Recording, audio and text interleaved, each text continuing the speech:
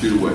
Coach, do you have official day when you launch preseason camp yet, or? Yeah, the kids will come in the 30th and our first practice visit the 1st. We all saw the video of the lake yesterday. Can you talk about that? And anybody impress you on the tube? Yeah, we had a lot of fun. I tell you what, our guys were enjoyed being around. We took the, I guess it's about 35, 36 freshmen, including walk-on guys, anybody that really new to the team. Got to enjoy a little R&R from them out on the lake. And we've got some good swimmers. We've got some not so good swimmers. So the names will remain silent. But we do have some big fellas. And it was good to get away, to get to the lake and be around those guys and get comfortable. Kirby, talking about the big fellows, with Isaiah Wilson and Andrew Thomas, where do you expect that you would work them early in practice, and then with the receivers, what do you hope to get from Webb, Files, in terms of to contribute with the group you have already? Yeah, those two guys will be working on the O-line, Andrew and Isaiah, right? Is that what you're asking? Where would they work? What spots? Oh, they would be working at tackles. They will be working at tackles. Big guys, we think their length helps us. We think they'll be able to play offensive tackle. And then the receivers, I think the depth will be the key there. We didn't have a lot of depth. We had Riley out most of the spring. Kenneth was going through all the things he's been going through. So we were, by receiver, we were in dire need of some depth and some guys there. So Matt will come in and hopefully provide some depth. He's got good size and seems to be working out really well. And same way with Mark Webb, he's been a pleasure to work with this summer. Really tough guy, and works hard. And Trey Blunt is another guy that comes out there and gives a day's work in the weight room each day. It's such an advantage now because you get to spend a little time with these guys, where before you didn't. I like being able to go out there and see these guys and work out and run. So that's been exciting. Speaking of Kenneth, what's his status health-wise? Yeah, hopefully we'll have something soon on that. Nothing finalized yet, so we still kind of bits to figure out what he's going to be able to do. And Riley should be good to go? Yeah, Riley should be cleared. He's done all the workouts this summer. He's been good energy.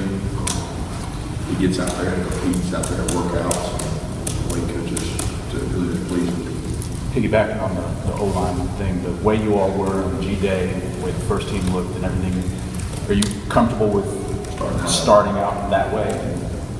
Yeah, I'm comfortable with it. I mean, I'm a lot more comfortable with the competition that I hope comes.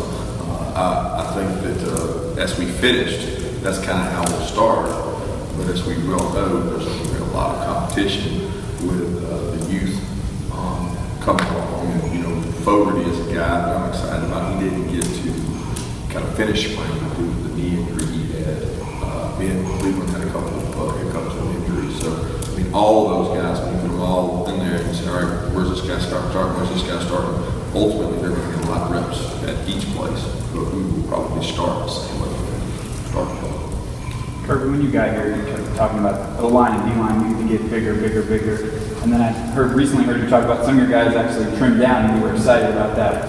When we say bigger, I think that you start with the fact that you're going to get an optimal weight. What is your optimal weight? That's based on Sydney and Scott. They do bone density, they do bipods, they do fat testing. I mean, there's an optimal weight for every person. So bigger is not necessarily just better. It's what's your optimal weight. And each one of those guys, I think, they have stature, they have bulk, they have height, they have length. And the class that just came in, there is a lot of length at each position. If we just do wingspan, arm, hand size, there's a lot of good measurables. But there's a whole lot more that goes into a football player than just that. So that's the part we don't know about those guys. How tough are they? What do they do when it's hot? Those kind of things. But we have tried to cut back each person's weight. The way the game's played now, you can be overweight and not be healthy and not be able to be a productive player. So our goal is to make each player big. How many plays can Julian Rochester handle at 305 versus how many plays can he handle at 295? So we're always looking to try to get that premium play with each of those guys. The O-line's different now, too. I mean, it used to be, I thought of guards as being kind of athletic linemen, smaller, but now you see massive guys like Solomon Kinley and Ben Cleveland. What's changed there? What is the... Well, I've always seen guards as massive guys myself. I didn't see them as athletic guys. Maybe in a wing tee or in an offense where you're pulling and running. But I'm used to the guards are the guys that got to block 3 techniques. Well, the 3 techniques are the bigger 300-pound guys. So for you to be successful at guard in most offenses, you've got to have some size. You've got to have some stature. That's also where your pocket's formed. So how do you use your pocket? You want to be strong inside out. So those are the guys that get pushed back in your pocket if they're 280. Where at 320, that's the best optimal. And 320, that's where those guys play inside. And obviously you need your length to play outside. So, you know, we think we've recruited more length, but that doesn't mean those guys are going to come in and inherit the position just because they pass the look test. So each one of those positions will be evaluated and we'll compete throughout camp. I'm just excited to get them in and let them compete. We'll find out, you know, when the pads come on, it's a whole lot different than out there in shoulders. What kind of shape do your freshman offensive linemen come in and kind of where they are right now in that regard? Not near where they need to be. That's probably the one thing that, the fact we get to go out and do some conditioning stuff, but they're better than they were when they got here.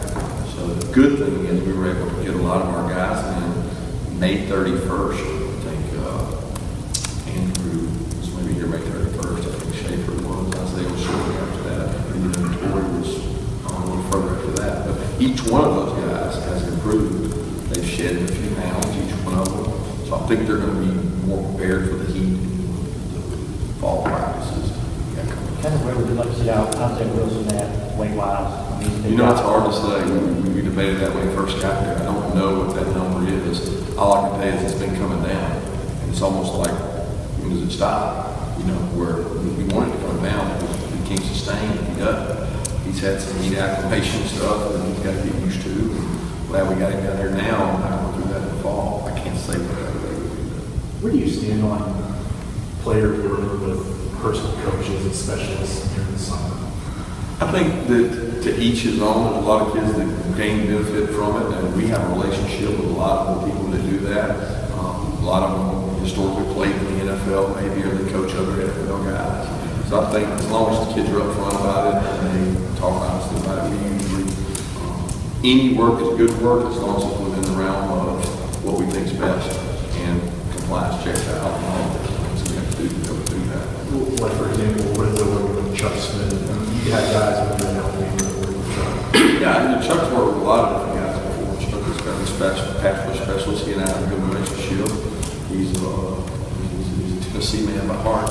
And I think he does a good job. And we've even had him come in and consult when I was at Alabama just to talk pass rush and everything. So there's a lot good to that, but I think Lorenzo also knows that he's part of the defense, but you have to play with that scheme. And Chuck's like the ball to our scheme. So that part's a fine line. How much time did you spend poring over the media preseason predictions as UGA and as SEC East champs?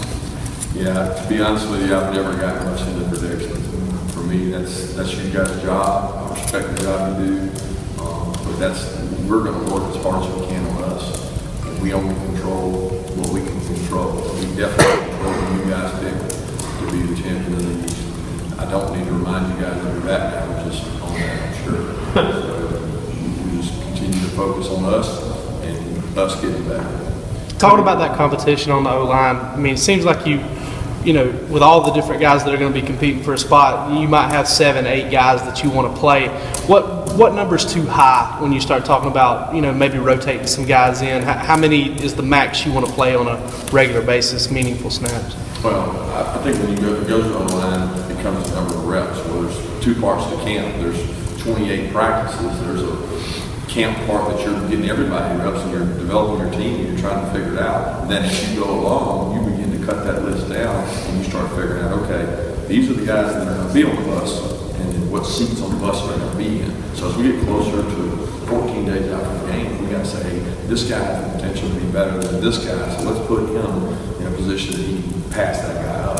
I would never limit it to say it's 5, it's 7, it's 10, whatever. Obviously, past 10, it's going to be hard to get guys enough reps at the offensive line. But to say there's 7, to say there's 10, there may be a realistic situation. We've got to figure out who gives us the best opportunity to be the most efficient on offense that we can be. And that's what's important to do that early on. Sometimes that's not who's the best first game. It's who's going to be the best in game 6, 7, 8. 2 more questions. how specialized do you think your specialists might be in that? It seems like you have a handful of guys that you can count on based on, situation or competition practice. I'll be honest with you, I can't sit there and say how specialized our specialists are because I haven't got a lot of, so we get to go out there and see what I saw in the spring. I realized we got a good competition, especially when we went But past that, I think that's what preseason camps are for because I can't tell when they're out there running 40s and running through a filling station a lot about the kicking part as far as the specialization of any one of those guys. I know we're going to have some good competition.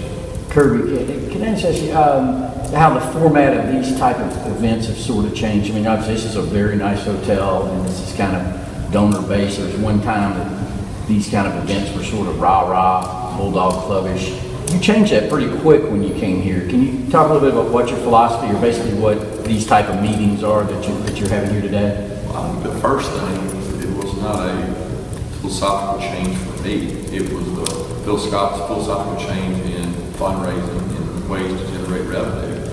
That didn't necessarily come from me. That comes from a lot of people that are paid to do that professionally. For me, whatever the event is, I'm fine with it. I want what gives us the best opportunity to raise money. I also want to be around our fan base, which is why we're having a fan day and we're opening that for the general public to come out and watch practice and see our players afterwards. So for me, this is not my way. This is more what we think is best to be efficient, to work to raise money for the University of Georgia. So, and that's all our support. That's scholarship fund, need-based scholarships, and the entire athletic department. Thank you.